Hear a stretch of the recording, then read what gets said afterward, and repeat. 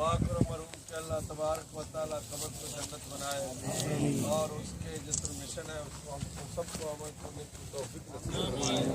या इलाहुल आलमीन मरहूम के कब्र को जन्नत बना। ऐ अल्लाह मरहूम के कब्र की मंजिलों को आखिरत में आसान फरमा। ऐ अल्लाह उसके अक़रबा रिश्तेदारों को सब्र जमील अता फरमा। ऐ इलाहुल आलमीन जिन दोस्त अहबाबों ने इसके कब्र में शिरकत किया और इसके मिशन को मज़ीद आगे चालू करने के लिए कोशिश की, ऐ अल्लाह इनके कोशिश को कामयाबी से हमकिनार फरमा। या अल्लाह जालिमों के जुल्म से बचा। ऐ अल्लाह खबीसों की खबासत से बचा, शैतान की शर से बचा। मुसलमानों को सबको अमन और हिफाजत में रख। ऐ अल्लाह यहाँ जितने अड़ोस पड़ोस में जितने मुसलमान हैं, या अल्लाह सबकी हिफाजत फरमा। ऐ अल्लाह फैज़ मोहम्मद गबोल के कब्र को जन्नत बना। ऐ अल्लाह इसके अक़रबा रिश्तेदारों को सब्र जमील अता फरमा।